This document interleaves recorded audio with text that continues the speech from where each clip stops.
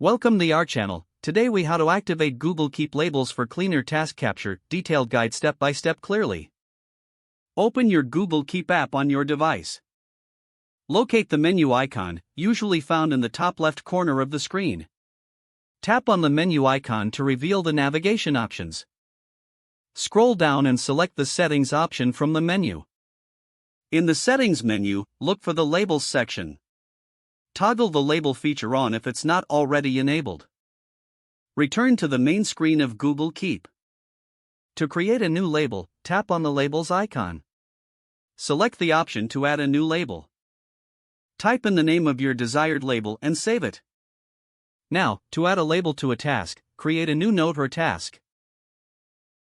Once your task is typed out, look for the label icon again.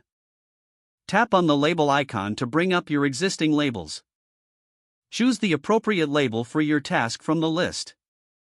If you wish to apply multiple labels, repeat the selection process. After labeling your task, tap Done to save your changes. Your labeled task will now appear with the selected label. To view all tasks under a specific label, return to the main screen.